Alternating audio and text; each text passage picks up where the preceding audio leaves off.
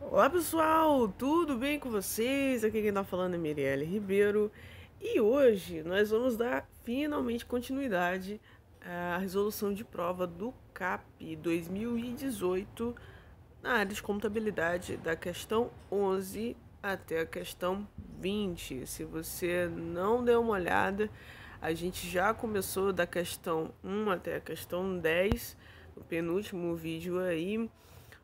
Outra coisa interessante também de se dizer é que esses dias, nessa semana, para ser mais precisa, me mandaram uma dúvida de uma questão do CAP 2013, se eu não me engano, e era uma questão de custos um pouquinho chatinha. Inclusive, deu quase uns 50 minutos eu falando só dessa questão, é só uma questão. É, Obviamente, né? Não foi 50 minutos para resolver uma questão assim. Oh, nossa, essa questão é muito difícil. Mas é porque eu tive que explicar desde ali das partes básicas de custos até chegar à resposta, beleza? Então, se você é uma pessoa assim que tem alguma dificuldade nessa área, aconselho que veja. E se você quer, né, dar uma conferida nos gabaritos das resoluções desse ano, mais precisamente da questão 1 a 10 e da do ano passado, todas as questões, pode estar dando uma olhada aí no canal que a gente está fazendo esse tipo de conteúdo nessa reta final, beleza? Antes de mais nada, não esquece de deixar aquele like, se inscrever no canal, isso ajuda demais, isso mostra pra mim que vocês realmente estão precisando, né? Que tem gente precisando desse conteúdo, beleza? E pode comentar aí à vontade.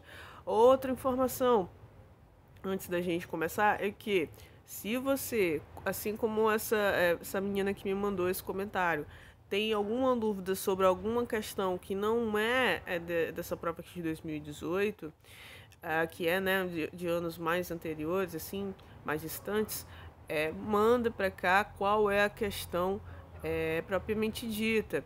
Porque, como eu já falei no outro vídeo, eu muito provavelmente não vou conseguir chegar tão longe nessas resoluções até o dia da prova.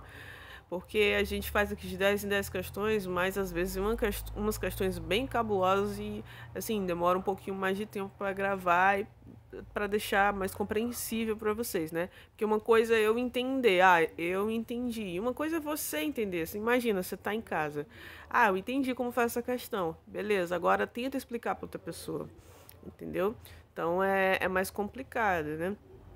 E aí eu tento colocar aqui da maneira mais minuciosa, mais compreensível para vocês, beleza? Por isso que às vezes acaba demorando um pouquinho, tá?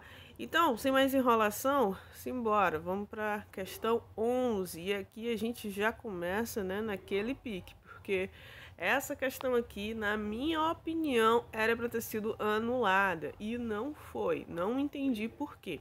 Tá? Mas vamos corrigindo ela como se como anulada não fosse, né? E foi o que aconteceu, ela realmente não foi anulada. Então vamos ver o que a banca estava querendo aqui do candidato. Correlacione as colunas, as contas retificadoras do ativo circulante. Vocês sabem que o ativo circulante é uma conta o lado devedor, né? O lado das aplicações do patrimônio. E como ele é o lado devedor, ele vai ter ali as suas retificadoras que vão ser contas credoras, né? Como é que eu deduzo uma conta devedora? Acreditando, tudo bem? Enfim, retificadoras do ativo circulante, as suas definições e assinale a opção correta. Aí eu tenho aí algumas continhas que, de acordo com a banca, são contas retificadoras do ativo.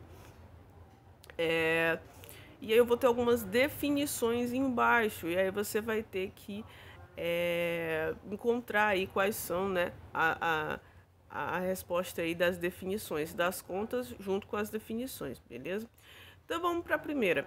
Registra as perdas estimadas com créditos de liquidação duvidosa. Bom, qual dessas, né? Qual poderia ser? Duplicados descontados? Provisões para devedores duvidosos? Provisão para ajuste de títulos mobiliários? Ou provisão para ajuste de estoque? Bom, como a gente está falando aqui, ó, créditos de liquidação duvidosa. A priori, né? O que seria eu estimar uma perda com crédito de liquidação duvidosa? Bom, vocês bem sabem que quando você vende a prazo, imagina que você é uma empresa. Aí sua empresa, obviamente, para, né, conseguir angariar mais clientes, ela vai tentar começar a vender a prazo, no cartão, na duplicata, enfim. Aí o que que vai acontecer? Essa pessoa, ela promete que vai te pagar, esse teu cliente promete que vai te pagar em algum momento. Mas ocorre que você bem sabe que pode acabar você recebendo um calote. E isso é muito comum nos dias de hoje, né? Não só nos dias de hoje, mas enfim, em toda a história da humanidade. Então, para você se precaver de levar esse calote, o que, que você faz? Você analisa os anos anteriores e vê qual é mais ou menos o percentual de inadimplência, tudo bem? Então, analisando esses anos anteriores e vendo esse percentual, você consegue projetar mais ou menos uma média de quanto que desses clientes que estão te devendo, quantos por cento deles há uma probabilidade de você não receber esse dinheiro, né? Esse direito que você tinha perante esse cliente. Então o que, é que você vai fazer? Você vai registrar ali uma despesa no resultado, né? E vai creditar essa perda estimada com crédito de liquidação duvidosa, PCLD, tá? E essa conta vai ser realmente uma conta retificadora ali do ativo da conta clientes, tá bom? Então, a que mais se enquadra aqui das contas é a provisão para devedores duvidosos, né? Porque até a definição ajuda, né? Ela traz, né, uns nomezinhos semelhantes com o nome da conta, tá? Então aí fica aí o item 2, né? Então, sabendo disso, resolvendo a prova de uma forma inteligente, o que, é que você poderia estar fazendo? Já está tirando tanto, né, a PCLD, que é a conta, para não confundir com as outras que você vai estar procurando, e você também pode tirar as alternativas que não começam com o item 2, tá? Eu tenho certeza que esse item tá certo. Se você tem certeza, você já vai ticando nos itens, né? Que qual ali não se enquadra com o que você acha que é a questão certa, tá bom? Então vamos para o próximo. Próxima definição. Registra o ajuste do estoque ao valor de mercado quando este for inferior. Bom, essa conta aqui é como a própria conceituação vem dizendo aqui, quando for o estoque, né, por conta ali da obsolescência, né, imagina pessoas que trabalham com empresas que trabalham com tecnologia, deve ter muito essa parte de ajuste de estoque, né, porque quanto mais o tempo passa, mais esse produto ele se torna obsoleto e vem produtos novos, sei lá, não sei qual iPhone que tá aí, mas imagina, né? Você compra um aqui e quando der fé já tem o outro. Não é verdade? Então imagina para essas empresas assim que tem um mercado muito volátil, né? E tecnologia sempre tem uma coisa nova surgindo. Então eu preciso ir de uma conta retificadora para esse estoque remanescente, esse estoque por exemplo, de celulares que ainda estão no meu estoque, que o valor de mercado dele tá, quanto mais o tempo passa, mais esse valor vai diminuindo, beleza? Então, qual aqui o que poderia ser a continha para essa conceituação? Duplicadas contadas, provisão para ajuste de títulos imobiliários, provisão para ajuste de estoque, ajudou de novo a conceituação com o nome da conta. Porque a gente fala aqui, ó, registra e o ajuste do estoque a valor do mercado.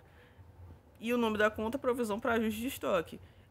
Então, ajudou demais, né, a tá acertando esse item. Só que aí acontece, gente, se você fosse, né, mais espertinho, o que você faria? Sobrou 2 itens, 3, até 4 itens, você analisa o padrão. Olha só, se você nem quisesse perder tempo desse item, você conseguiria observar que os 2 itens eles trazem a mesma conta como correta. E você bem sabe que ou é letra C ou é letra E. Então confia na Cal e vai para a próxima, tá? A gente falou aqui, né, para dar uma explicação melhor, tudo bem? Mas você que vai estar fazendo lá a prova na hora, não precisa confirmar se o item está certo. Se você confia que esse pode ser ou letra C ou letra E, você já passa para a próxima, tá bom? Vamos para a próxima conceituação. Não, faz o seguinte, não vamos para a próxima, vamos para a última conceituação, né? A última mesmo, definição. Que é essa terceira conceituação aí é que está o problema aí que eu falei que poderia ser anulada. E eu vou explicar isso daqui a pouquinho. Então vamos para a última conceituação. É constituída para registrar perdas com investimentos temporários. Pode ser duplicados contados ou pode ser provisão para ajuste de títulos mobiliários. O nome também entrega. Título mobiliário você pode ali associar com investimento para quem, né, entende minimamente do assunto, tá bom? O que seriam esses investimentos temporários? São aqueles recursos ali que você coloca ali, por exemplo, num CDB, né, num CDI que não tenha tanto tempo para você poder resgatar. O que acontece? Às vezes as empresas ela têm ali um recurso em caixa que, em vez de deixar parado ou em vez de deixar no banco pegando ali pouco juro, você acaba optando por comprar um título, tudo bem? E aí você compra esse título que tem uma liquidez alta, ou seja, você pode resgatar ele a qualquer momento, ou você pode resgatar ele em menos, sei lá, de 1 ano, 15 meses no máximo, entende? Tem gente que fala até em 3 anos, mas enfim, eu não considero muito isso uma liquidez imediata, mas acho que de 1 ano a 15 meses tá bom para uma liquidez. E aí o que acontece? Em vez de você deixar esse dinheiro parado, você deixa ele lá rendendo bonitinho. Quando você precisar dele, você tira, ou na data do vencimento, ou você tira antes, sabendo que você vai ter que pagar ali, né, alguma parcelinha por ter tirado antes. Mas em alguns casos ainda compensa você pagar essa parcela por tirar antes. Tudo bem? No caso, impostos, né? Às vezes é IOF, o IR também. O IOF, se eu não me engano, com 30 dias, né? Se você tirar em 30 dias, você paga aí uma parcelinha de IOF. Mais do que 30 dias, aí não paga mais. Já pelo menos para... Como era o nome da conta? Não lembro. Do Tesouro. Se eu não me engano, é 30 dias ali do Tesouro. Mas empresas assim grandes é difícil assim comprar. Eu creio que seja difícil comprar do Tesouro. Eles vão comprar títulos assim que tem valores maiores, né? Até porque ultimamente não tá dando tanto recurso você comprar título do Tesouro, né? Por conta aí dos juros, né? Que tá baixo, tá? Então, enfim. O que vai acontecer, né? Conversa vai, conversa vem, mas o que vai acontecer? Por que ela vai ter uma conta retificadora? Porque, como eu falei, algumas vezes você pode tirar ali antes do tempo, beleza? E você pode estar pagando ali alguma coisa por ter tirado antes do tempo. Ou até mesmo você pode ter comprado aquele título e quando você foi vender o título, ele valia menos do que quando você comprou. Isso existe muito, principalmente quando a gente está falando de ações, né? E, enfim, você teve uma perda, beleza? Então, você vai ter que ter ali uma retificadora dessa conta de títulos mobiliários, tá bom? Então, por isso que essa última aí vai ter a conta provisões para ajuste de títulos mobiliários. E aí, sabendo disso, você ficaria aí com a letra E, tá bom? Agora vamos para a parte que eu considero que essa questão deveria ser anulada, tá bom? E é muito importante vocês estarem sabendo disso aí. Primeira coisa, essa conta duplicadas descontadas, ele está considerando que ela é uma retificadora de ativo circulante, ativo circulante. Só que ela não é mais desde da Lei 11.941 de 2009. Ou seja, gente, já faz um tempinho aí, já faz uns 10 anos que isso aí não é pra tá vindo dessa forma, tudo bem? Não é uma coisa que mudou ano passado, 2 anos, 3 anos, enfim, já faz 10 anos. Então, não é uma coisa assim que você pode estar errando, não, né? E esquecendo de levar em consideração e principalmente deixando o gabarito correr como se estivesse ok, não tá ok. Por quê? Porque essa conta mais, ela não é uma retificadora de ativo, é uma conta credora do passivo, tudo bem? Uma conta normalzinha de obrigação do passivo, tá bom? E o que são as duplicatas descontadas, né? A conceituação que ele traz aqui é a terceira frase, vou ler com vocês. Registra os valores recebíveis de clientes e que foram recebidos antecipadamente mediante desconto bancário. Aqui não dá para entender, primeiro, né? Não deu para entender nada. Mas vamos explicar melhor o que seria as duplicatas descontadas. Beleza, imagina que você é a empresa, beleza, e o seu cliente, você vai pagar a prazo, né, esse cliente. E aí o que você faz? Você emite um título contra ele, perante ele, de duplicata. Então ele vai, né, pagar essa duplicata. E isso aí ele não vai pagar agora, né? Não tá pagando à vista, obviamente. Vai pagar depois de um certo período. Tudo bem. Só que o que acontece? Você tá precisando de dinheiro agora. E o cliente, ele vai te pagar. Mas ele não vai te pagar agora. Ele vai te pagar, sei lá, mês que vem, 2 meses depois. Mas você precisa resolver a sua vida agora, da sua empresa, né? Precisa pagar as suas contas, precisa pagar funcionários e tudo mais. Como é que você faz para conseguir recursos? Uma das possibilidades é você pegar essa duplicata que você emitiu para esse cliente e chegar no banco e falar, olha, eu tenho essas duplicatas aqui e queria receber antecipado, ou seja, antes do prazo que esse cliente vai me pagar. E aí o que você faz? No momento que você pega essa duplicata descontada, né, com o banco, o que você está fazendo? Você está pegando o recurso que aquele cliente não te pagou ainda de forma antecipada com o banco, tá bom? E aí você já paga ali uma parcelinha ali de juros para o banco. Ou seja, o que está acontecendo aqui? O banco, ele pega essa tua duplicata que tu ainda vai receber e te dá o valor já antecipado, beleza? E você, em contrapartida, paga uns jurozinhos aí por ter pegado esse valor junto ao banco e antes da hora, né? O juro aí vai ser o preço que você não quis esperar para receber esse pagamento do próprio cliente, tudo bem? O que acontece? Caso esse cliente não pague essa dívida, no caso assim, se ele pagar, tudo bem, né? Quitou, beleza. Mas no caso, se o cliente não pagar, você tem uma responsabilidade solidária, entendeu? Então, quando chegar o momento ali do pagamento e o cliente não depositar na conta bancária, já era. O banco vai tirar o recurso, independente se é seu ou se não é, tudo bem?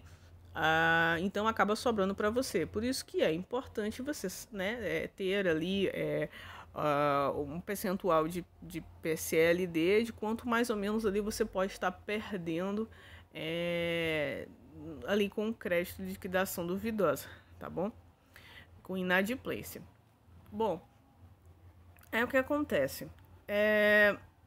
Eu já vi uma pergunta, né, para deixar mais claro ainda, fizeram uma pergunta para o CFC e eles acabaram respondendo sobre essa mesma questão. A duplicata descontada deve ser contabilizada em conta retificadora do ativo ou em conta do passivo? O próprio CFC dizendo que as empresas detêm duplicatas a receber de seus clientes, podem receber esses valores antecipadamente, como eu falei para vocês.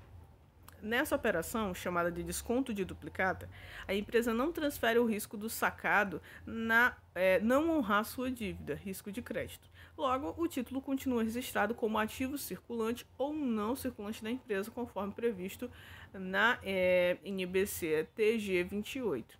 Tá? Em essência, a empresa está tomando o empréstimo e oferecendo a duplicata como garantia. O valor recebido pelo adiantamento empréstimo deve ser contabilizado como passivo circulante ou não circulante pelo valor líquido dos encargos cobrados pelo banco. Os encargos cobrados pelo banco devem ser conhecidos como despesa financeira na demonstração do resultado pelo prazo do desconto da duplicata. Utilizada a metodologia de taxa de juros efetiva, tá? Então, o próprio CFC, gente, ele vem falando que isso aqui não é mais uma conta retificadora de ativo circulante, é uma conta do passivo circulante ou do não circulante, dependendo do prazo, tudo bem? Duplicata descontada não é uma conta retificadora, é uma obrigação e uma conta de passivo, tudo bem?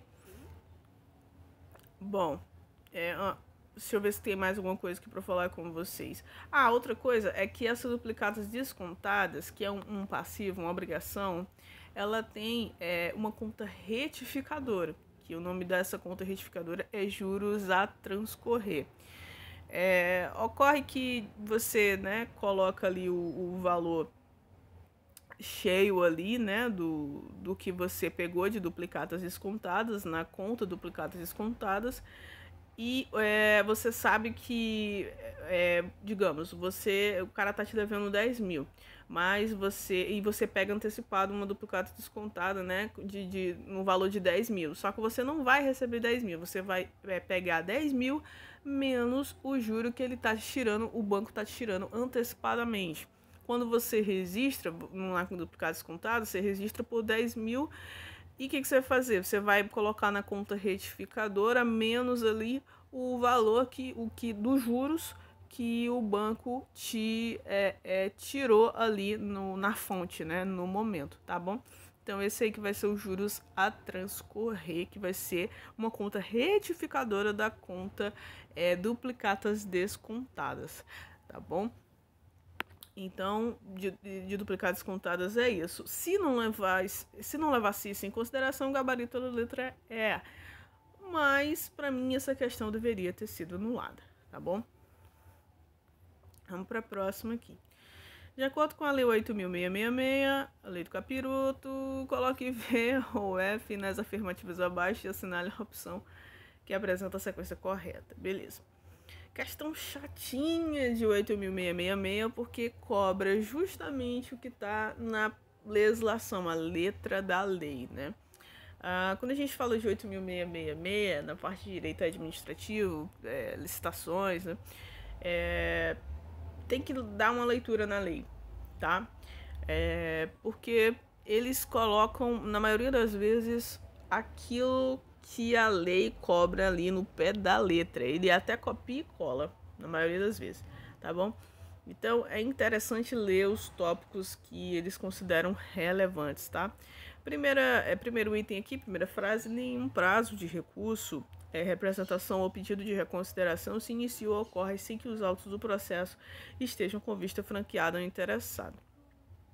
Beleza, o que ele está querendo dizer aqui? Se isso aqui é verdade, se isso aqui é falso?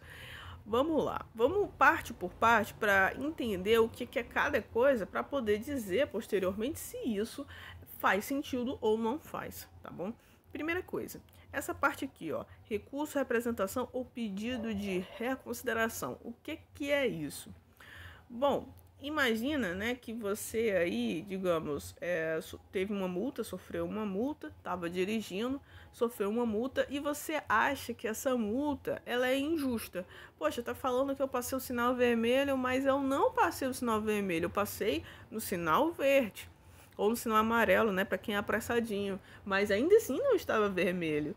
Então, o que a pessoa faz? Ela entra aí com uma petição, né, solicitando aí, dando ali a ampla defesa e o contraditório, né? Ela tem ali, com essa petição, o direito de se defender.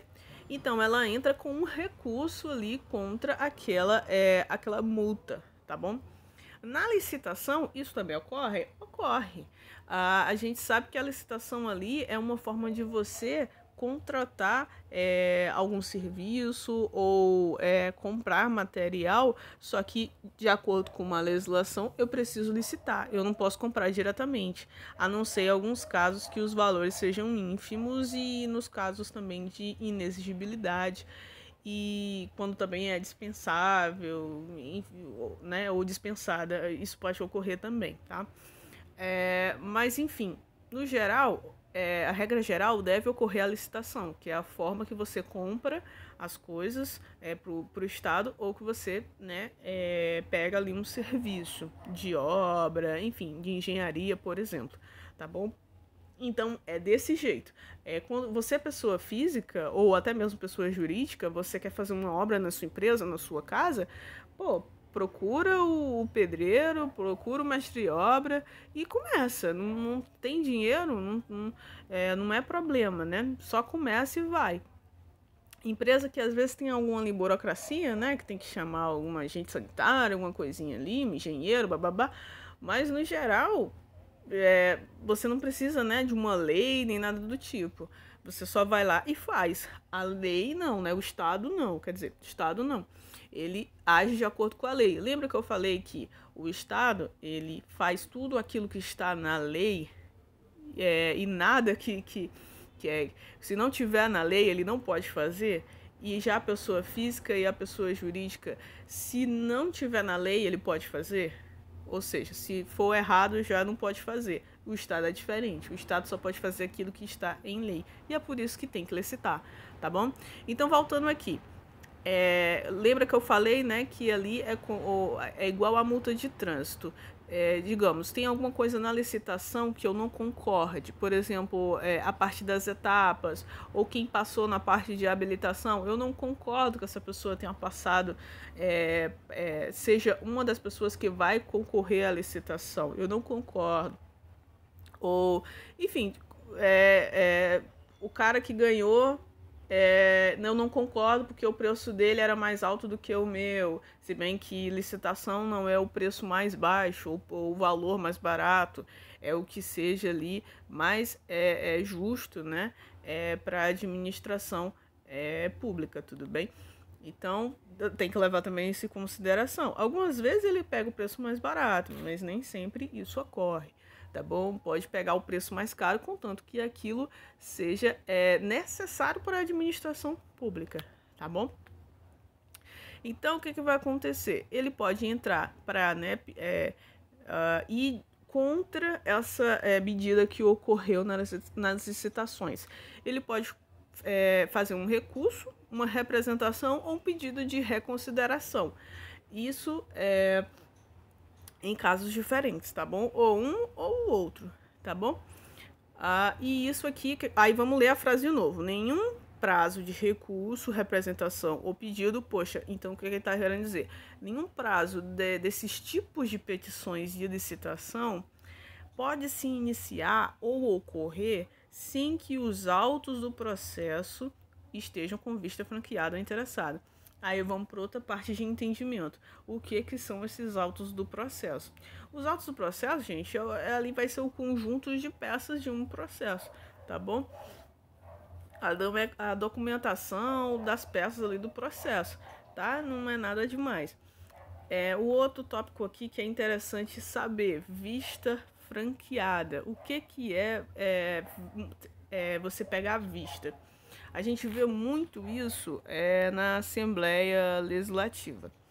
A gente está lá, né, dentro da comissão, os deputados estão lá votando sobre os projetos de lei, sobre os projetos de indicação, sobre as mensagens que chegam ali do Estado, que não deixam de ser projetos de lei.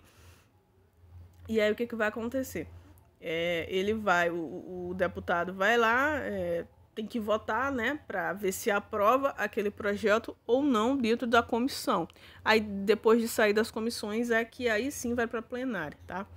Então, o que acontece? Dentro de uma comissão, eu vou ter ali, né, os deputados votando sobre os projetos, vou ter o deputado ali que é o presidente da comissão, né, ou, no caso, o cara que vai ali direcionar a sessão, né, que vai dar início aos trabalhos da sessão, daquela comissão de votação, E beleza, aí imagina eu aqui, né?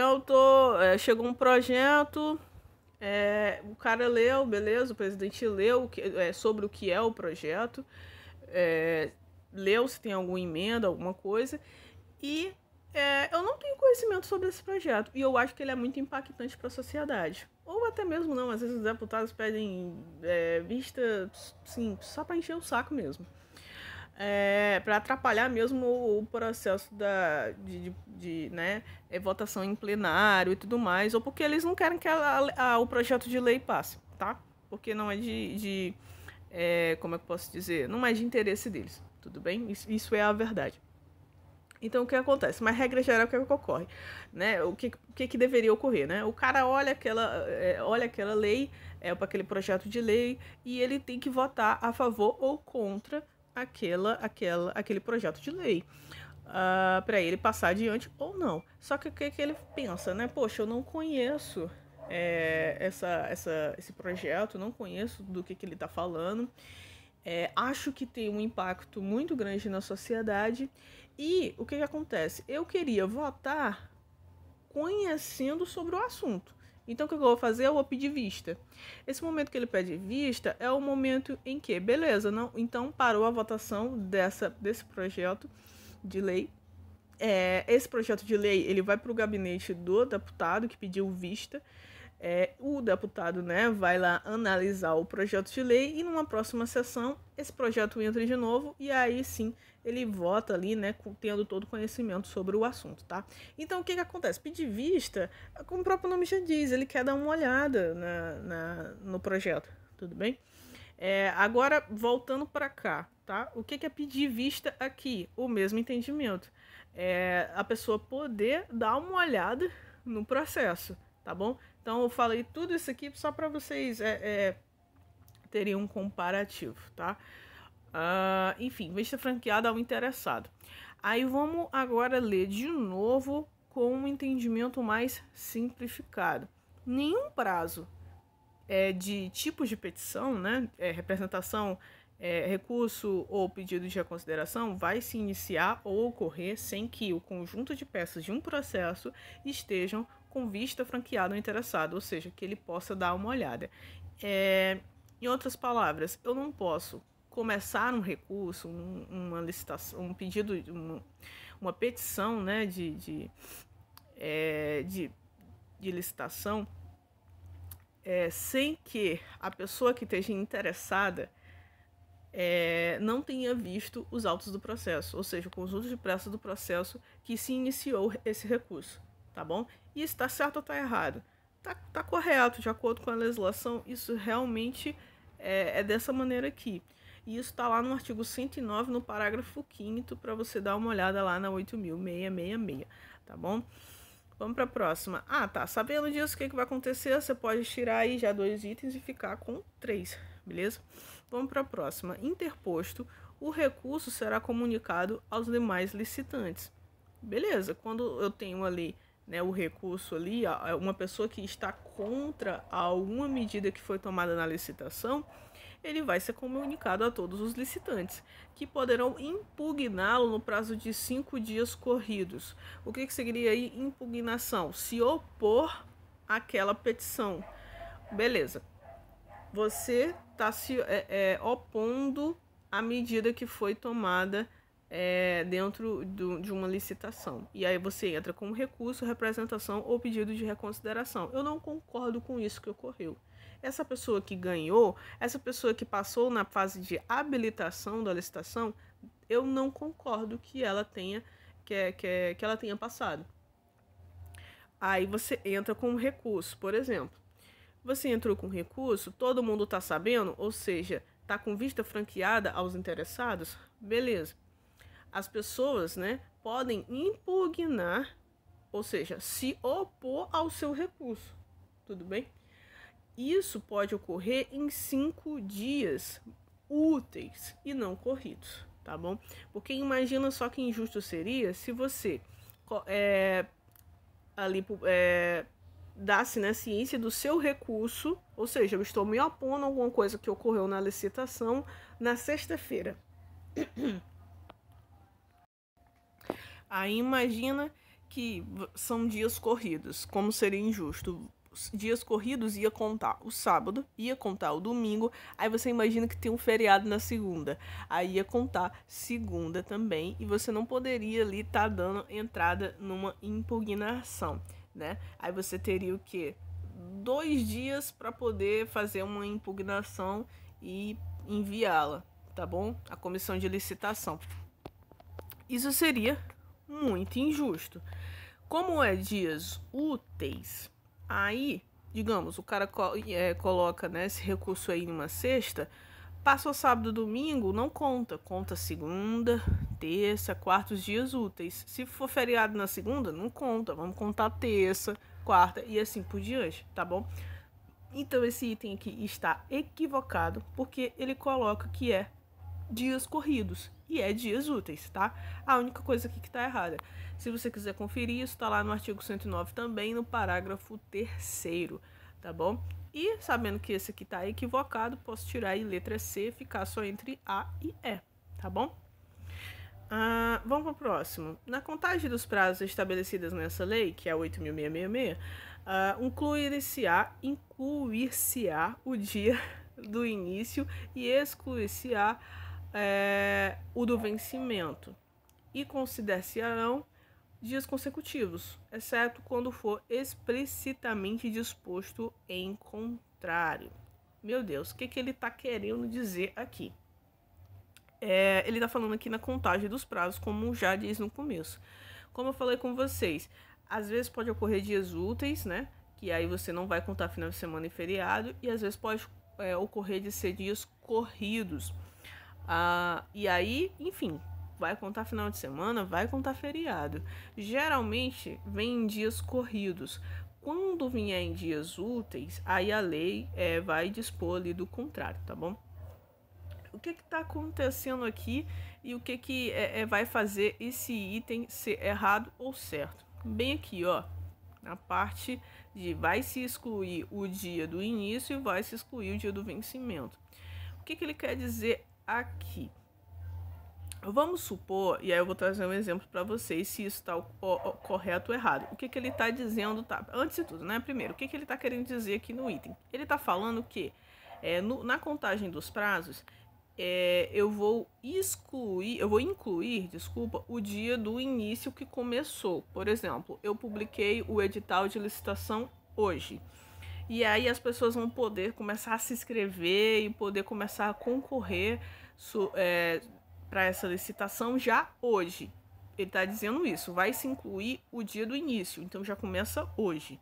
E vai se excluir o dia do vencimento. Por exemplo, o dia do vencimento vai ser dia 30 desse edital, as pessoas podem se inscrever até dia 30. No dia 30, a pessoa não pode mais se inscrever. Por quê? Porque ela tem que ter se inscrito até o dia 29. É igual quem joga Free Fire. Você vê ali que a temporada vai acabar, isso eu sempre confundo, você vê que a temporada vai acabar no dia 20, aí eu penso assim, eu tenho até dia 20 para pegar meu mestre. Não, você tem até o dia 19, porque no dia 20 já é outra temporada. Então, só fazendo um paralelo, é isso que ele tá querendo dizer aqui, tá bom? E você pode dar uma olhada se isso aqui tá correto ou não, se já for curioso, lá no artigo 110 da 8.666, tá? Mas antes, o que vai ocorrer aqui? Eu vou dar um exemplo para vocês. Se isso está correto ou se isso não está correto. Ou seja, eu posso começar a me inscrever já no dia que o edital foi publicado e não me inscrever no último dia, né, que está valendo essa publicação, essa inscrição, no caso. Que, digamos, seria dia 30. Não, é dia 29. É isso? Vamos ver.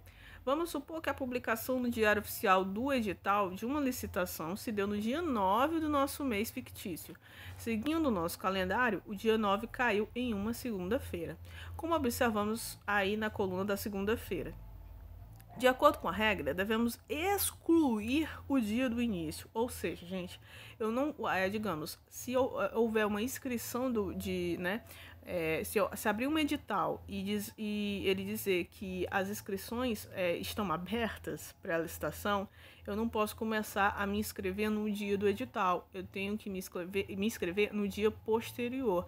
Por quê? Porque eu tenho que excluir o dia do início, como a própria legislação fala, tá bom? Não começa no dia que o edital foi publicado, e sim no dia posterior. Exclui o dia do início na contagem dos prazos. Então, se o aviso do edital foi publicado no dia 9, tal dia não será computado para fins de contagem de prazo, como eu falei.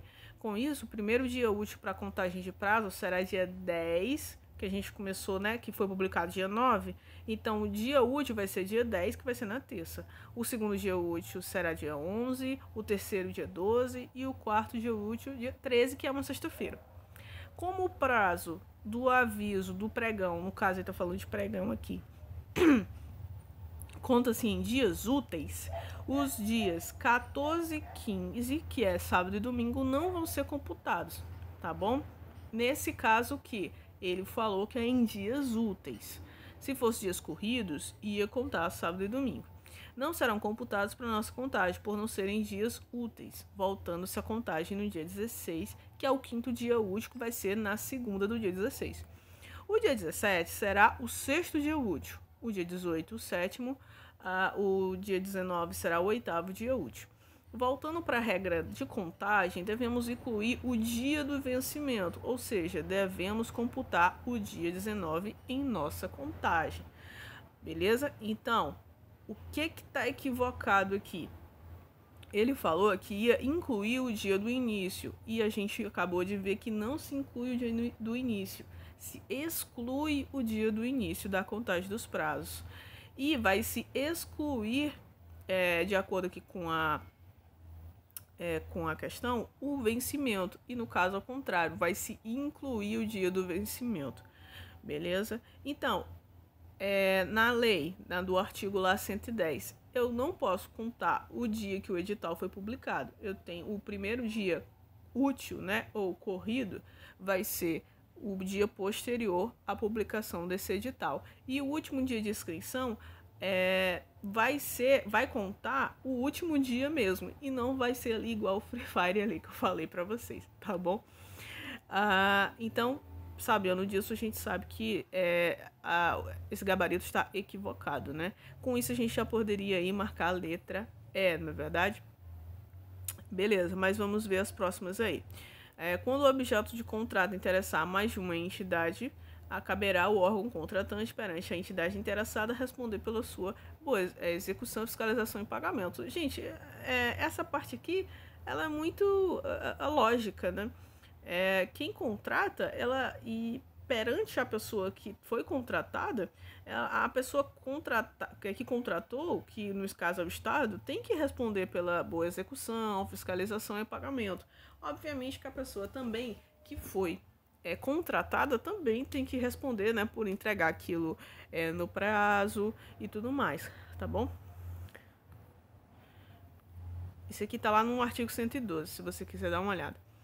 A celebração de convênio ou acordo ou ajuste pelos órgãos ou entidades da administração pública depende da prévia aprovação competente do plano de trabalho proposto pela organização interessada. Outra coisa que faz sentido para quem já lê é o 8.666. Eu não posso começar a fazer uma obra, por exemplo, sem um projeto, né? Vou começar aqui na doida. Não pode. Você tem que mostrar ali o projeto, posteriormente o plano básico, plano de execução e tudo mais, tá bom? Então, essas aqui fazem bem mais sentido do que as outras, né? E essa aqui tá lá no artigo 116, no parágrafo 1º, e aí a gente pode marcar a letra E de maneira tranquila, tá bom?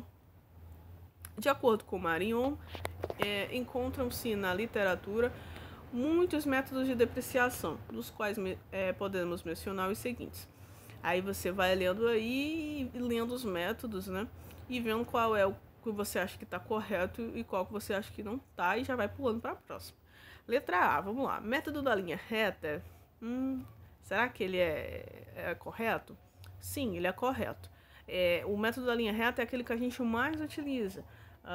aquele que a gente pega ali a quantidade o valor do bem e divide aí pela quantidade de anos ou meses que a gente acredita aí que ele pode, até onde ele consegue, né, ter vida útil, tudo bem? Então, o método da linha reta é o que a gente mais utiliza, né, de uma forma assim mais simplificada nas questões. Método Cole, ele também pode ser chamado de soma dos dígitos, tá bom? E ele também é um método de depreciação. O método das partidas dobradas. Aí não, né, gente? A gente bem sabe que o método das partidas dobradas não é para depreciação, é para contabilização, tá bom? Então, por isso que a letra A não vai ser. Aí vamos para B. Método do Cole, a gente viu que é ok, que é o da soma dos dígitos. Método de redução do ativo. Aí esse aí realmente nunca ouvi falar, nunca ouvi, então já tira ele. Método da depreciação crescente. Bom, aqui você já começa a ter umas dúvidas. Por quê?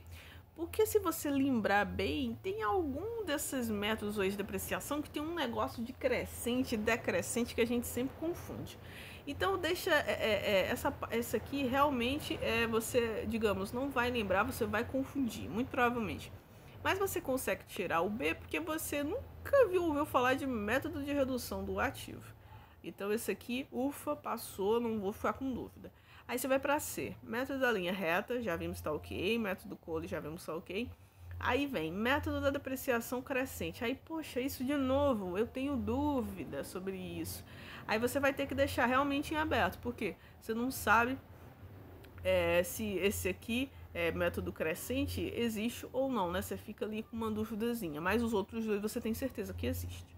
Aí vamos para D, método das partidas dobradas. Aí esse aqui, gente, você já viu, não é para depreciação, é para contabilização. Método das taxas variáveis. Eu fui pesquisar e isso aqui realmente existe. Eu não sabia, mas existe. E método das taxas fixas. Aí esse aqui não, esse aqui tá querendo imitar o das variáveis, né? Então, realmente, esse aqui procurei e não achei nada sobre o assunto. Beleza. Agora a gente vai para método da linha reta. Beleza, a gente já viu que, né, ele existe. Método Cole também, que é o da soma dos dígitos. E o método da depreciação decrescente. Aí você, meu Deus, isso de novo. Eu não me recordo se é crescente ou se é decrescente. Não me recordo. Aí você fica aí entre a letra C e a letra E, porque não lembra se é crescente ou se é decrescente, beleza? Bom, vamos lá. Existem diversas metodologias, né, de depreciação e aí tem algumas delas aí, tá bom? Bom, o da soma dos dígitos a gente viu como é que ocorre, não é? A gente, no caso a gente viu que existe, né? Mas como ocorre vai ser o seguinte, eu vou somar os anos, né? Por isso que é a soma dos dígitos, e encontrar ali, a partir de baixo de uma divisão, o que eu vou fazer para encontrar a cota ali da depreciação. Então eu vou somar, digamos, se é 5 anos, eu vou somar 1, 2, 3, 4, 5, que vai dar 15. Beleza. Aí o que vai acontecer? Você vai pegar esse 15 e vai dividir aí pelos anos. E isso em cada ano. Então, eu posso fazer de forma decrescente, como ele está fazendo aqui, ou de forma crescente também. E daqui que vem o decrescente, crescente, que você tem tanta dúvida, tá bom? Então, dentro do método Cole ou soma dos dígitos, você vai poder fazer essa partezinha aqui de cima dessa divisão de forma crescente ou decrescente. No caso aqui do exemplo, ele colocou de forma decrescente, tá? Mas você também pode colocar, em vez de 5 dividido por 15 no primeiro ano, você pode colocar 1 dividido por 15, tá? E aí, no caso, se for crescente, começa com 1, né? Se for decrescente, começa com 5. E isso todo ano você vai diminuindo 1. Ou no caso, se for crescente, todo ano você vai aumentando 1, beleza? E aí você vai encontrar uma cota. O que acontece aqui no decrescente, né? A ideia é que, digamos assim, no caso, no primeiro ano, você vai ter menos depreciação. Por quê? Porque aquele produto, no caso, no primeiro ano, pelo método decrescente, você vai ter mais depreciação. Por quê? Para compensar. no começo da vida útil do bem, ele não tem tanto gasto, né, de manutenção, trocar de peças e tudo mais. Então, o que ele faz? Ele compensa isso colocando mais depreciação no começo. E no final ele coloca pouca. Por quê? Porque no final da vida útil dele, ele vai precisar de mais manutenção, tá? Então, o que ele faz? Ele meio que tá balanceando, né? Apesar de a depreciação não gerar um impacto financeiro, né, mais econômico na DRE, tá bom? E a crescente é um outro mecanismo, mas ele nem tá levando essa parte de, vou balancear, porque ele tá gastando menos ou mais de acordo com a vida útil. Ele não leva muito isso em consideração. Mas o decrescente leva, e isso dentro da soma dos dígitos, ou método Kohler, tudo bem? Mas o que acontece? Existe uma metodologia chamada método decrescente. Esse método decrescente, ele não tem nada a ver, assim, com o método da soma dos dígitos. Porque o método da soma dos dígitos, ou método Kohler, ele é desse jeito aqui, somando os dígitos, e depois eu faço o fator de forma crescente ou decrescente. Essa é a forma de fazer do cálculo. Mas o decrescente, ele tem um cálculo totalmente diferente, como vocês podem analisar aqui, como é que seria mais ou menos, tá bom? Tem que ter um valor residual, o valor do custo do bem, o tanto de anos que ele vai ali tá em operação, o valor da depreciação, né, que eu vou encontrar, menos umzinho aí que é da fórmula, enfim. Até a forma de cálculo é diferente e os valores também vão dar diferentes, como vocês podem ver aí nessa tabelinha, tá bom? Porque ele tirou o valor residual, né? Mas, assim, em tese eles vão ali querer dar a mesma conceituação de equilibrar enquanto aquele bem consegue, né, suportar mais ali trabalho sem tanta manutenção e no final da vida útil nem tanto. E aí no começo da vida útil colocar mais depreciação porque ele aguenta o tranco e não precisa de tanta manutenção, e no final dá menos porque ele vai precisar de mais manutenção, e a depreciação ali ele quer colocar menor no final da vida útil para poder dar uma equilibrada, né, nesses gastos, porque o gasto de manutenção realmente está ali tirando do bolso. O da depreciação, ele é um dinheiro que só sai de modo econômico e não financeiro, não é verdade? Então, o que acontece aqui, tá? Analisando, você viu que a letra C não pode ser, né? E até rimou. Por quê? Porque a depreciação crescente, método da depreciação crescente não existe. Crescente ou decrescente vai estar dentro do método Kohler.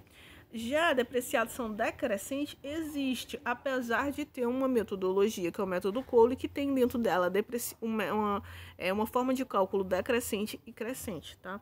Então é isso que você tem que separar a priori, que existe uma depreciação decrescente, apesar de dentro do método Kohler eu poder fazer de forma decrescente ou crescente, mas não existe uma metodologia crescente, beleza? O método Kohler e o da depreciação decrescente, eles podem ter alguma coisa a ver quando eu estou fazendo de forma decrescente dentro do método Kohler, mas a forma de cálculo é diferente, e eu já vi professor falando aí que é a mesma coisa. Se o cálculo dá diferente, não é a mesma coisa, gente, tá bom? Então, a conceituação ela pode, né, ter uma mesma finalidade, mas o cálculo é diferente, tá bom? Tem que deixar isso claro. Vamos para a próxima. Segundo Eliseu Martins, a soma dos custos incorridos no período dentro da fábrica corresponde a... Gente, o que ele está querendo dizer aqui, né? Grifa a conceituação que ele está procurando. A soma dos custos incorridos no período dentro de uma fábrica. O que é a soma dos custos incorridos dentro do período de uma fábrica? Será que é o CMV? Será que é o CPV? Não é o CPV, gente, porque se fosse, ele ia colocar aqui a soma dos custos incorridos dos produtos vendidos no período dentro de uma fábrica. E ele não colocou nada de vendido dentro da conceituação. Então não vai ser a letra E. Custo primário. Gente, custo primário, ele vai ser a soma da matéria-prima com a mão de obra.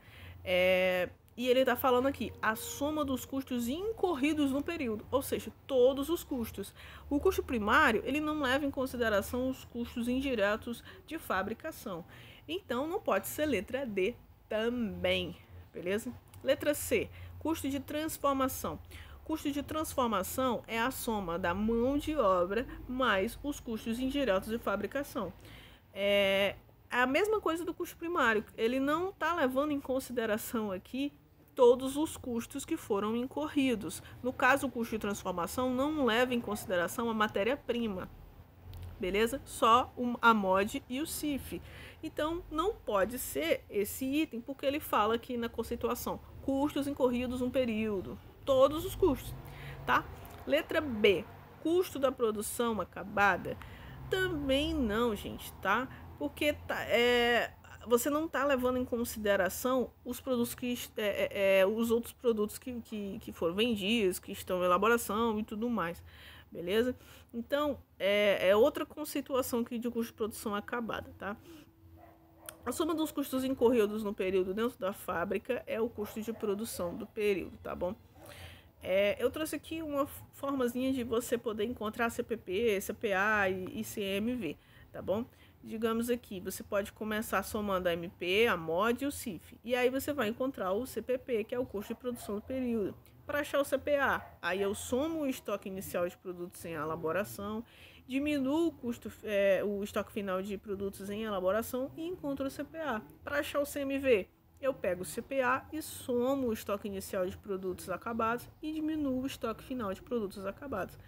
Você pode fazer dessa forma aqui. Eu gosto de fazer dessa forma porque eu lembro, né, de onde tudo vem, tá? Mas tem gente que gosta de fazer dentro dos cálculos, né, das formulazinhas. CPP igual a MP mais MOD mais CIF. Todos os custos incorridos no período. CPA, estoque inicial de produção e elaboração, mais o CPP, que se você poderia trocar CPP aqui por MP mais MOD mais CIF. Né? Só que MP mais MOD mais CIF é CPP, beleza? Menos o estoque final de produtos em elaboração, tá bom? CMV, ou no caso aqui CPV, né? Que é o custo de produto vendido. Estoque inicial dos produtos acabados, mais o CPA, beleza? Ou seja, o resultado da fórmula anterior, como eu já falei, do CPP, né? A mesma coisa. Que no caso aqui, quando eu faço o CPA, né? Eu quero a soma do CPP, tá? Por isso que eu falei que é a mesma coisa. Enfim, CMV, estoque inicial de produtos acabados, mais o CPA, que é o custo dos produtos acabados, e menos o estoque final de produtos acabados, tá? E o custo primário, que é a mão de obra, ou que é a matéria-prima mais a mão de obra. O custo de transformação, que é a MOD mais o CIF, não leva em consideração a matéria-prima, como vocês podem ver. E o custo de fabricação, que é tudo, matéria-prima, mão de obra e CIF. Então, o custo de fabricação é a mesma coisa que custo de produção no período? Sim, é a mesma coisa, né? Só que com nomes diferentes, tá bom? Eu trouxe essas fórmulas aqui para vocês, né, ou ter um entendimento por essa fórmula, ou ter um entendimento por essa aqui, né, a primeira que eu coloquei, que tá mais somando cada um e tal, e diminuindo, beleza? E aí a letra A fica aí como o item correto. Aqui, gente, vocês tinham que saber conceituação de custo para estar acertando essa questão. Não tinha por onde correr, não. Muita leitura de Eliseu Martins, muito Eliseu Martins na veia. É isso que vocês têm que fazer, dar uma leitura nas conceituações se você não entendeu nada do que eu falei aqui, beleza? Bom, vamos para a próxima questão. Então, vamos ler aqui. Em determinado concurso público, é exigido que os candidatos tenham idade entre 18 e 24 anos. No exame médico, foram avaliados 10 candidatos com as seguintes idades. Aí tem várias idades aí. Sendo assim, assinale a opção que apresenta a média de idade dos candidatos. Ou seja, ele quer o quê? A média. A média. Bom, a gente consegue analisar aqui que os dados estão não agrupados, não é verdade? Sabendo disso, o que a gente pode fazer? Simplesmente pegar, somar tudo, todas as idades, e dividir pela quantidade de candidatos. 10. A soma vai dar 206. Vou dividir pelo total de candidatos, vai dar 20,6, que vai ser a letra D, beleza? Essa é a média de idade de todos os candidatos. Já achou a resposta?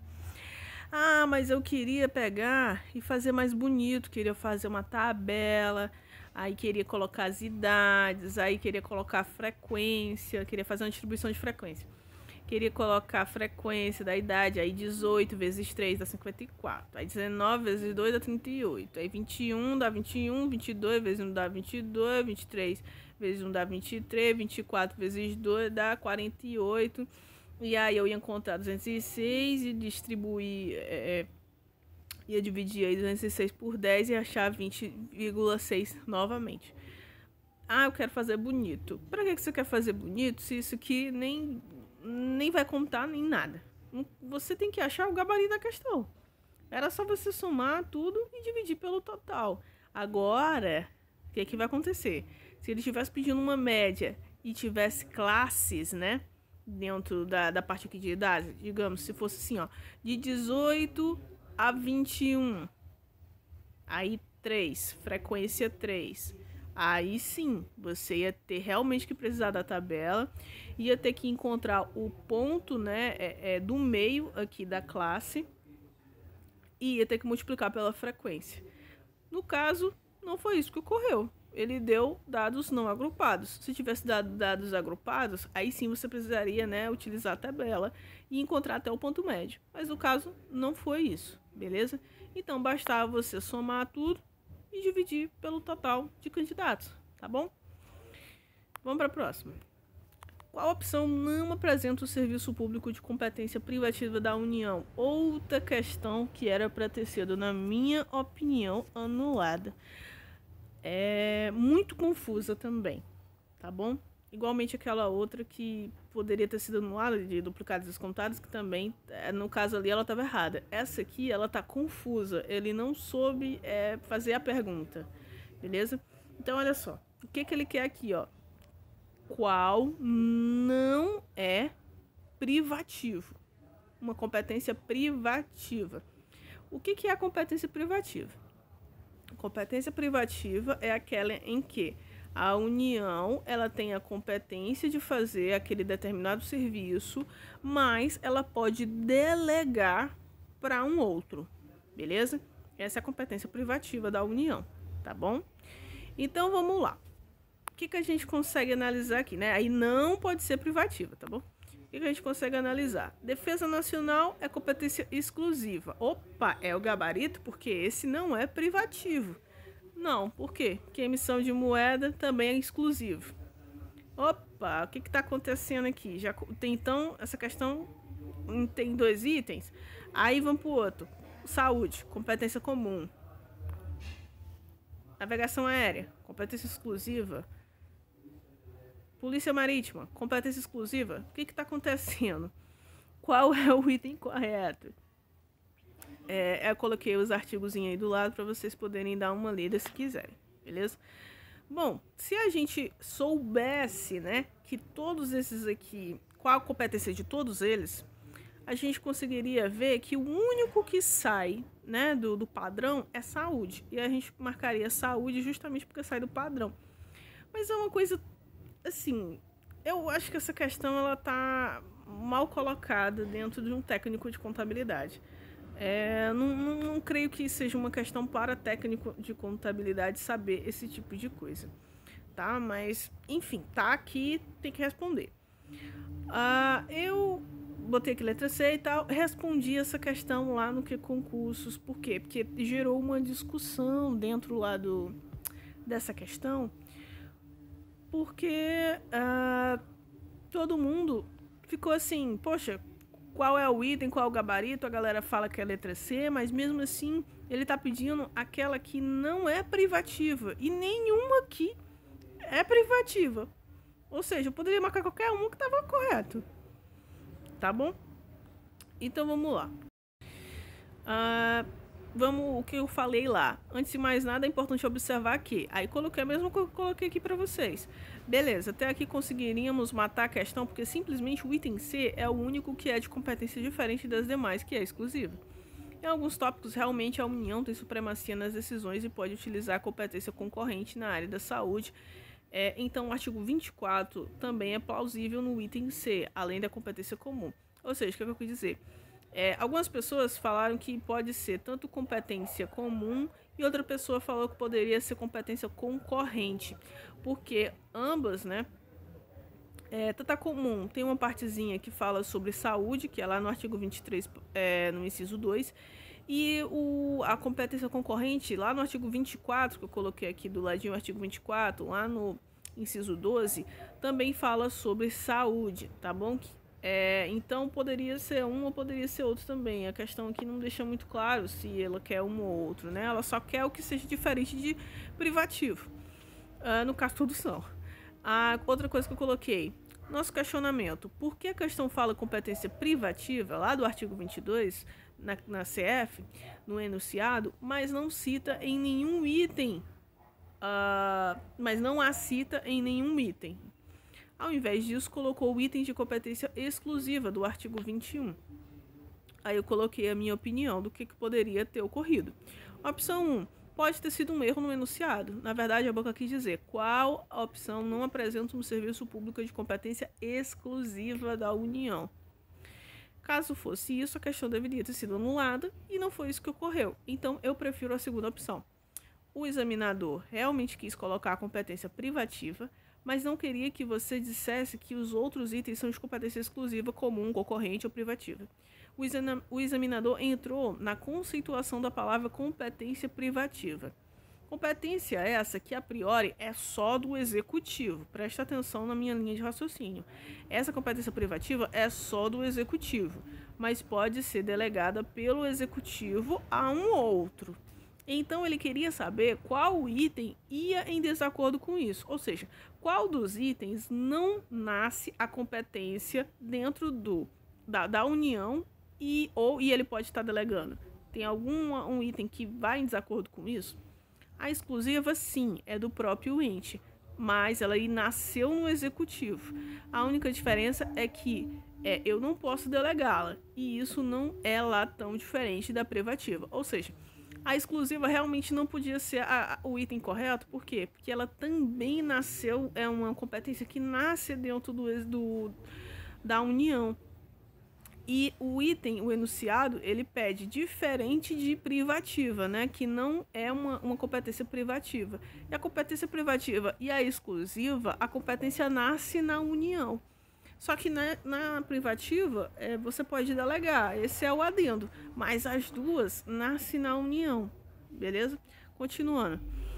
Já a comum ou a concorrente não nasce no executivo, ou seja, é uma competência que nasce no, digamos assim, no coraçãozinho de cada ente, beleza? Então, tanto a União, como os estados, como o DF, vai ter competência concorrente. No caso, a comum são todos, né? No caso, os municípios também vão ter uma competência comum, mas a concorrente, os municípios não entram na concorrente, porque os municípios eles vão ter eles vão suplementar as legislações que necessite, né, de um adendo a mais.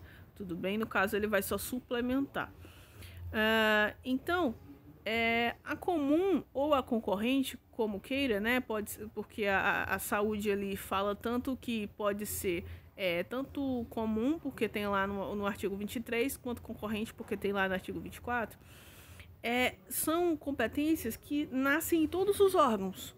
E a exclusiva e privativa, ela nasce na União. Tá entendendo?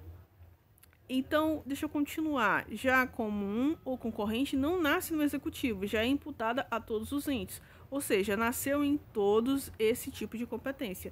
Não é algo que veio exclusivamente do executivo, da União. Entendeu o que eu quero dizer? Aí eu falo, né, que obviamente eu posso estar dando uma viajada, mas foi a única maneira que eu encontrei aqui de isso fazer sentido para mim, tá? Então, dá uma lida de novo, escuta de novo o que eu falei, vou até falar de novo, por que que eu acho que é a letra C e por que que vou voltar aqui, por que que eu creio que a letra C esteja correta e o que que ele quis dizer com essa questão. Bom, ele, a priori, ele quer o quê? A alternativa que não apresenta uma competência privativa da União. Aí o item correto é a letra C. Por quê? Porque pode ser tanto competência comum e a competência concorrente, eu até esqueci de colocar aqui concorrente, mas está o artigo dela aqui que é o 24. Por que isso? Ele quer, na minha opinião, o item que não tem nada a ver com uma competência que nasce dentro da União. No caso, a exclusiva e a privativa nasce dentro da União, apesar da privativa ter um adendo de que pode ser delegada. A concorrente e a comum não nasce dentro da União, ela nasce em todos os órgãos, né? Em todos os entes, exceto que nos municípios, na competência concorrente, porque nos municípios, na competência concorrente, ele age de forma suplementar. Na comum, os municípios têm sim a competência comum, tá bom? Então, eu creio que seja isso que ele quis dizer. E qual dos itens aqui não se enquadra em ter nascido a competência dentro da União? O item C, que é saúde. Por quê? Porque ele pode ser comum ou pode ser concorrente. E nem exclusivo e nem privativo, tá bom? É o entendimento que eu tive aqui, mas a minha opinião poderia ter sido anulada essa questão por ser muito confusa e por não ter dado uma pergunta muito clara, beleza? Gerou aí diversas divergências, né? Gerou diversas divergências essa questão. 17. De acordo com o artigo 32 da Lei 4.320 de 64, caso a proposta orçamentária não seja recebida no prazo fixado nas constituições ou nas leis orgânicas dos municípios, o Poder Legislativo irá considerar como proposta a lei de orçamento de que ano? Do ano corrente? Do ano anual? Do ano vigente? Do ano aprovado? Do ano anterior? Bom, vocês bem sabem aí que caso a proposta não seja votada, né, até ali o dia de dezembro, né, tem aí aulas aí sobre o assunto, não vou falar para vocês procurarem a aula. Enfim, caso não seja votado até esse dia, você vai ter que considerar a LOA de que ano? Do ano corrente, anual, vigente, aprovado, anterior, para poder fazer, para poder, né, liberar os recursos. Gente, isso aqui é a leitura do artigo 32 em sua plenitude, tá? Ele copiou e colou. Se não receber as propostas orçamentárias no prazo fixado das constituições ou nas leis orgânicas dos municípios, o Poder Legislativo vai considerar a proposta de orçamento vigente, ou seja, a que está atualmente ocorrendo, beleza? No caso, podia ser corrente? Podia, porém, o legislador, ele colocou lá vigente, tá? Então, por isso que tem que ser a letra C, porque ele colocou vigente. Podia ser anual? Podia, mas o legislador colocou vigente, então tem que usar essa palavra, beleza? Não esqueça disso. Próxima. Outra questão que pra mim podia ter sido anulada, porque traz aí muita confusão. Beleza? Tanta confusão que ninguém quis nem comentar lá no concurso e eu fui a primeira a comentar, beleza? Então, deixa o like aí no vídeo só por isso aí, tá bom? Ninguém chegou a comentar essa questão lá no concursos e, enfim, a gente aqui do canal foi lá e tentou procurar, tentou fazer com que fizesse sentido e dar o likezão aí só por essa força de vontade, beleza? De acordo com o Lino Martins, no que diz respeito aos estágios da receita orçamentária, lançamento é o ato da repartição competente que verifica a procedência do crédito fiscal à pessoa que lhe é devedora e inscreve o débito desta.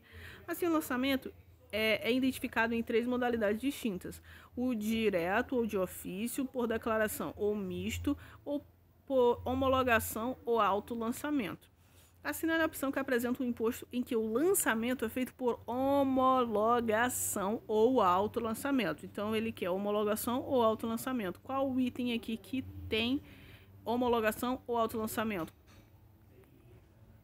Aí, eu fiz o quê? Eu tive que dividir essa resposta lá no que concurso em duas partes. A primeira parte eu trouxe só as conceituações do que seriam esses lançamentos, né? Como o próprio Lino aqui, Martins aqui traz na sua conceituação, primeiro que é lançamento, o ato da repartição competente que vai verificar a procedência do crédito fiscal, a pessoa que lhe é devedora e vai escrever o débito. Em outras palavras, ele vai ver quem está devendo e vai colocar lá uma obrigação no patrimônio, né, um direito de recebimento no patrimônio de que aquela pessoa está devendo o Estado. É isso que ele vai fazer. Ele vai provisionar a receita. Tá bom? Lançar a receita, no caso aqui, né? Numa linguagem mais de contabilidade pública, tá bom? Então vamos aqui ao que seria o lançamento por ofício ou direto. Como é que ele vai reconhecer a receita de ofício ou direto? Bom, a priori, gente, a gente tem que entender que existe um sujeito ativo e o sujeito passivo. O sujeito ativo ele vai ser o Estado e o sujeito passivo vai ser o contribuinte, tá bom? Então vamos lá, de ofício ou direto. O sujeito ativo, que é o Estado, já possui todas as informações para lançar a receita ou provisionar a receita, né? E obviamente o contribuinte fez o fato gerador para gerar esse lançamento. Aqui pode ser tanto um lançamento de forma direta ou para revisionar algum equívoco. Ou seja, eu posso usar o lançamento de ofício para lançar mesmo, né? Porque o cara fez o fato gerador, por exemplo, ele comprou um carro e tem que pagar IPVA, acabou. Ele fez o fato gerador de comprar o carro. Então, vou lançar diretamente, não preciso que ele me dê nenhuma informação. Eu vou lá e lanço, porque tem o nome dele vinculado ao carro, acabou. Ou também eu posso fazer para fazer uma revisão de algum equívoco que tenha ocorrido, beleza? E aí, esse equívoco, né, a diferença, eu lanço a receita no lançamento de ofício, tá bom? E aí eu não preciso de nada, não preciso de nenhum dado da pessoa, que ela me forneça nenhum dado, porque eu já tenho um dado dela, porque ela já fez o fato gerador, beleza? E vinculou o seu nome àquele fato gerador, tá bom? O foco daqui, né, continuando lendo aqui, o foco daqui é que o sujeito passivo, que é o contribuinte, não faz nada a não ser o fato gerador. E por conta disso, o Estado pega todas as informações e lança a receita. Simplesmente assim. Aí coloquei um exemplo. Por exemplo, quando você compra uma casa em um bairro nobre, já sabe que automaticamente terá que pagar o IPTU, pois ocorreu o fato gerador, você comprou a casa em um bairro nobre. Outro exemplo é quando você compra um carro e você sabe que toda compra de carro gera IPVA. Logo, assim que ocorre o fato gerador, compra do carro, o Estado pega suas informações e lança a receita de ofício diretamente para você, sem você precisar dar nenhum dado adicional, tá bom? Então esse que é o lançamento de ofício ou direto, provisão, né, de uma receita diretamente sem precisar que você dê dados adicionais. Por declaração ou misto. Aqui o lançamento é efetuado com base na declaração do sujeito passivo ou de terceiro, quando um ou outro, na forma da legislação tributária, presta à autoridade administrativa informações sobre a matéria de fato, indispensáveis à sua execução. Em outras palavras, o sujeito ativo só pode agir após o sujeito passivo prestar as informações, entendeu? A diferença do ofício por declaração ou misto é que o de ofício eu faço diretamente, não preciso de informações adicionais. O por declaração ou misto, não. Ele só pode agir, o sujeito ativo só pode agir após o sujeito passivo prestar as informações. Por exemplo, o ITCMD, que é ali um imposto sobre heranças, né, e causas mortes, né, quando eu passo ali um bem de outra pessoa para um outro. Aí, por exemplo, o ITCMD é pago através do lançamento por declaração, pois quando se é repassado bens a outra pessoa sem nenhuma cobrança, ou seja, diferente de uma venda, o ITCMD pode incidir sobre o valor do bem ou direito transmitido. Ou seja, para o cara, né, a priori receber aquela herança, ele tem que dar entrada na documentação necessária e tudo mais. Ou seja, começa no contribuinte, começa o sujeito passivo a agir para só o sujeito ativo, que é o Estado, poder cobrar o ITCMD através do lançamento por declaração ou misto, beleza? A iniciativa começa pelo contribuinte, tá bom? Outro exemplo é o ITBI, que é pago quando se quer adquirir a casa própria e é feito por essa modalidade também. Ou seja, quando eu quero ali adquirir a minha casa própria, eu dou entrada, né, nas documentações e tudo mais e tenho que pagar o ITBI. Só que pela ali, né, a transmissão do imóvel. Só que quem foi que correu atrás de ter uma casa própria e gerou o fato gerador? Foi o contribuinte. Aí sim, o sujeito ativo, que é o Estado, pôde vir ali e agir a posteriori que o contribuinte agiu, beleza? O contribuinte age primeiro para depois o Estado agir, beleza? Por homologação ou autolançamento. É aquele que ocorre quando a legislação atribui ao contribuinte ou responsável o dever de realizar o pagamento do tributo de forma antecipada, sem necessidade de prévio exame pela autoridade administrativa, sendo que quando a mesma toma conhecimento do mesmo, o homologa. Aqui, o pagamento não extingue a obrigação tributária, ou seja, em todos os outros, fez o pagamento e extinguiu a obrigação tributária. No caso aqui, só vai ocorrer a extinção quando for homologado o pagamento, beleza? Quando for confirmado o pagamento por alguém da administração pública. Tá bom? Exemplo disso são a maioria dos tributos, ICMS, PI, PIS, COFINS, IR, tá bom? Agora vamos a resolução da questão em si, que eu coloquei lá também no que concurso. Sabendo dessas conceituações que fiz no comentário anterior, vamos às alternativas. Aí coloquei, né, todas as alternativas e coloquei se era por homologação, ofício ou por declaração. Vamos voltar aqui e ver. Analisando a pergunta, no final aí ele fala aqui que é por homologação ou autolançamento a resposta, tá bom? E aí, ó, chegando aqui nessa parte que eu falei qual era aqui cada lançamento, vocês conseguem observar que por homologação ou autolançamento só tem um bocado. Dentre os 5 itens, 3 itens é por homologação ou autolançamento, beleza? E para mim, isso aqui já dá anulação da questão, tá bom? Porque ele quer uma alternativa que seja homologação ou autolançamento. E tem 3, beleza? Então, o IR, homologação ou autolançamento. IPVA, de ofício, beleza. IPI, homologação, autolançamento. ITR, homologação, autolançamento. IPTU, de ofício, direto, como a gente viu no exemplo. Aí eu continuo. Aqui, vemos que, de acordo com a doutrina, essa questão poderia ser anulada, pois considera o IR um lançamento por declaração. Ou seja, a banca está considerando que o IR é por declaração. A letra correta, de acordo com a banca, é a letra C, beleza? Mas, sendo isso, né, ele considerando uma letra C, a gente consegue analisar que ele está considerando que a letra A está errada, porque ele considera que a letra A seja por declaração, ou seja, que o IR, o lançamento dele é feito por declaração. E isso não é mais desse jeito. Antigamente, nos primórdios do IR, era por declaração, mas hoje em dia é por homologação autolançamento. Como eu falei aí, né, no que eu coloquei aí abaixo dos itens, beleza?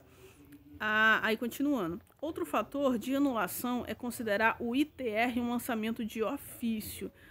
O ITR, gente, não é um lançamento de ofício. Como eu coloquei aí, ele é homologação ou autolançamento. Aí eu coloco, né? O ITR é como se fosse um IPTU, só que para a área rural. E mais burocrático, porque essa área rural pode gerar renda. Mas veja bem, regra geral, ele é um lançamento por homologação, como eu coloquei aí, ou autolançamento, pois ele possui uma obrigação acessória de emissão de laudo do valor da terra nua, porém, para descobrir esse valor da terra nua é difícil, e aí é que entra a possibilidade de esse lançamento se tornar de ofício de duas maneiras. Bom, o que ocorre aqui no ITR, que é o item D? Ele a natureza dele, né, regra geral, é por homologação autolançamento. A banca considerou que ele é de ofício, regra geral, mas não é. Por quê? Regra geral, ele é homologação autolançamento. Só que, sim, ele pode ser de ofício, sendo que tem que ocorrer ou a primeira possibilidade ou a segunda possibilidade que eu vou falar agora. A primeira, que ele pode ser de ofício, é o contribuinte não atende à obrigação acessória por N fatores. Ele não quer, ele não sabe ou ele não quer.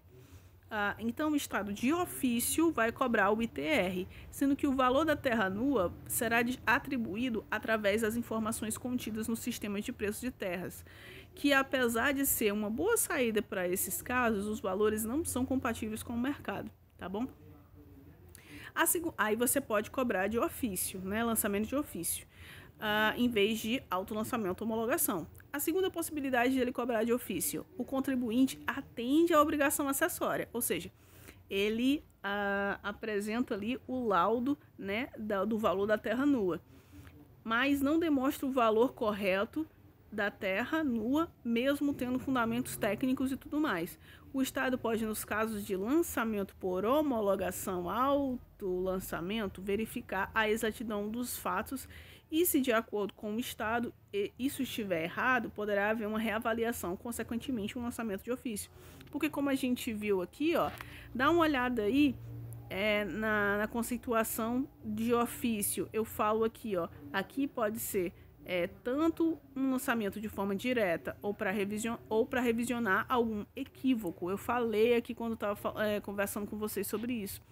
Por isso que ele vai ser lançado de ofício nessa segunda opção, porque ele estaria ali reavaliando, beleza? O cálculo que foi feito, tá bom? Enfim, é difícil atender esses requisitos porque é complicado, requisitos no caso do laudo da terra nua, porque é complicado determinar o valor da terra nua, como eu falei aqui. Mas entende-se que, mesmo que isso ocorra comumente, de forma comum, é uma exceção à regra geral. Ou seja, a regra geral é o lançamento por homologação e a exceção é o de ofício, quando ocorrem essas duas opções. Pode ocorrer de forma comum? Pode, mas é exceção. Na minha opinião, essa questão deveria ter sido anulada, pois tem muitas divergências legais que nem os próprios juristas ainda resolveram e não convergem, fora que está totalmente deslocada com a proposta de técnico e contabilidade. Para acertar a questão, tinha que colocar o item que menos possui divergências nas conceituações, no caso o gabarito C, pois a maioria dos tributos é por homologação ou autolançamento. Eu coloquei que gabarito C, mas como falei, a questão para mim deveria ter sido anulada, igual aquela que a gente viu do ano de 2019, falando de direito administrativo sobre fundações. A questão estava toda embaralhada, trazia várias conceituações nada a ver e foi anulada normalmente. Mas essa aqui não foi e eu não entendi o porquê. Beleza? Mas a banca deixou o gabarito letra C. Vamos lá. Dependendo do regime político, os orçamentos variam segundo a forma de governo e podem ser classificados em 3 tipos. Sendo assim, assinale a opção que apresenta corretamente esses tipos. Eu já falei sobre isso na aula de Orçamento Público, aula 1. Se você não tá entendendo, dá uma olhada lá. Eu tirei até um print do que eu falei. Tipos de processo, né? Criação do orçamento. Ele pode ser legislativo ou parlamentarista. O orçamento ele vai começar a ser elaborado, né? Nasce no legislativo, votado no legislativo, aprovado pelo legislativo, e o executivo ele vai fazer com que o orçamento seja executado. Então, existem países que o processo de criação do orçamento é desse tipo, legislativo ou parlamentarista, tá bom? Tem países também que o tipo de criação do orçamento vai ser executivo ou ditatorial, como o próprio nome já diz, né? Ditatorial, né? O próprio executivo vai elaborar, aprovar e fazer com que o orçamento seja executado. Ah, mas ele não vai ser votado? Não, gente, por quê? Porque o próprio executivo que fez toda a elaboração de todo o orçamento. Por que ele vai votar uma coisa que ele mesmo fez? Beleza? Não há necessidade, tá? Já que ele vai concordar com tudo que ele fez, beleza? E também existem países que fazem do tipo de processo orçamentário misto, que no caso é o nosso país. O executivo ele vai começar a elaboração do orçamento, depois esse orçamento vai passar para o legislativo para ser votado, e o legislativo pode fazer alterações do projeto em votação ali na parte das emendas, né? O legislativo vai mandar para o executivo, que esse executivo vai aprovar, né? Faz com que e depois, posteriormente, ele vai fazer com que o orçamento seja executado. E o legislativo, ele também vai ter aí a função de controlar o orçamento em execução. Tem mais uma coisinha aí, que é a parte de veto do executivo. Mas se você quiser saber isso, o que você vai fazer? Você vai lá nas aulas de orçamento que eu falei sobre isso aí. E tá bem explicadinho lá. Então, se você tem dúvida sobre isso, dá uma olhada lá para você tirar essa dúvida, beleza? Aqui já dá pra gente matar a questão. Falei de quê? Legislativo, né? Ou parlamentarista, executivo ou ditatorial e o misto, né? Então, qual dos itens aqui tem, né, o que a gente estava dando uma olhada nos slides? Vamos na A. Parlamentarista? Beleza, existe parlamentarista. Legislativo? Não, por quê? Legislativo é a mesma coisa que parlamentarista. Então já está equivocado porque ele colocou no gabarito 2 itens que são iguais. Ele quer os 3 que são existentes, né? Executivo, legislativo e misto, letra B. Ok, é a letra B, beleza? Os outros tudo repete, tá bom? Tudo repete aí. Ou fala de né, dá errado, né? Ou dá o nome errado. Última questão. Sabendo-se que a amostra possui média igual a 5,4, modo igual a 6, variância igual a 2,92. Determine o desvio padrão e assinar a alternativa correta. Questão de Deus, gente. Por quê? Ele quer o desvio padrão, tá bom? A única coisa que você tinha, a única coisa que você tinha que estar levando em consideração aqui era a variância. As outras informações, você podia, né, ticar todas. Por quê? Para fazer o desvio padrão, eu vou precisar da variância. E o que é o desvio padrão? O desvio padrão é a raiz quadrada da variância, tá bom? Então, o que você podia fazer? Para saber o desvio padrão, é só tirar a raiz quadrada da variância. Com isso, o gabarito é a letra A. Dica para a galera que não manja muito de tirar a raiz quadrada. Quando se deparar com questões desse tipo, pegue as alternativas e multiplique o valor por ele mesmo, eleve ao quadrado, que dará o valor da raiz.